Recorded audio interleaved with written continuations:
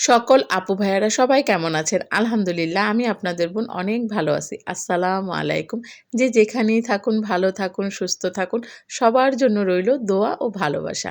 আজকে কিন্তু আমি আবারও একটা শখের ঝুড়ি বা ডালা যে অঞ্চলে যেটাই বলুক বা যে নামেই চিনেন না কেন তা বানিয়েছি। তাও আবার ভুট্টার খোসা দিয়ে।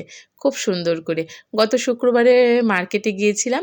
কিছু ভুট্টা এনেছিলাম। আমরা সবাই মিলেই একসাথে বসে খেয়েছি। খুব সুন্দর করে আড্ডাও দিয়েছিলাম। আর খোসাগুলো ফালাইনি। খোসাগুলো দিয়েই খুব সুন্দর করে একটা ডালা বা ঝুড়ি যেটাই বলুন না কেন ওটা বানিয়ে ফেললাম।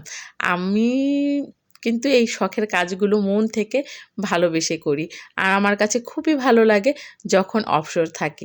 যখন সংসারের সব কাজ শেষ, ছেলেরা স্কুলে চলে যায়, সাহেব বাসায় থাকে না, ঠিক ওই সময়ে। আর একসাথে বসেই কাজ করি না। মাঝে মধ্যে কিন্তু শখের বাগানেও যাই। পানি দেই। সবকিছু মিলিয়েই আমার এই কাজগুলো করতে খুবই ভালো লাগে। আর নিজের অপসরতা, একাকিত্বটাও দূর হয়ে যায়। আর নিজের কাছেও খুব ভালো লাগে। তাই অন্যের সমালোচনা, বদনাম, গীবত না করে নিজের কিছু শখের কাজগুলো করুন সকল আপু ভাইয়ারা। দেখবেন আপনার কাছে ভাল লাগবে। একসাথে বসে পরিবার নিয়ে ক্যারাম বোর্ড খেলতে পারেন, লুডো খেলতে পারেন বা বসে কত সুন্দর, সুন্দর নিজেদের পরিবার নিয়ে কত রকমের কথা আছে তাও বলতে পারেন। আমার কাছে কিন্তু এই আড্ডাগুলো খুব ভালো লাগে। কিছু ভালো আড্ডা। অনর্থক যে আড্ডাগুলো কোনো প্রয়োজনই নেই, ওগুলো বন্ধু-বান্ধবের সাথে না বসে নিজের শখগুলো, নিজের পরিবারের সাথে সময় কাটানোটা আমি মনে করি সবচাইতে ভালো।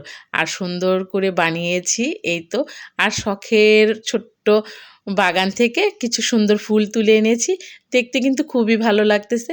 ফুলগুলো কিন্তু খুবই সুন্দর মানিয়েছে ছোট্ট ডালাতে। শখের কাজগুলো করতে আমার কাছে খুবই ভালো লাগে।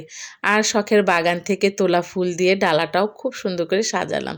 তো সকল আপু ভাইয়ারাও ঠিক এইরকম নিজের শখের কাজগুলো করবেন অবসর সময়। পরিবারের সাথে সময় কাটাবেন, সুন্দর মুহূর্তগুলো তুলে ধরবেন। আর সুন্দরভাবে থাকুন সবাই, ভালো থাকুন, সুস্থ থাকুন। আমাদের জন্য দোয়া করবেন, আমরাও দোয়া করি আপনারা সবাই ভালো থাকেন।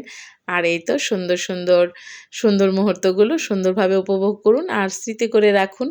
সময় তো চিরকাল একই রকম থাকবে না। একসময় বয়স হবে। নিজের এই সুন্দর মুহূর্তগুলো টাইম কাটাতেও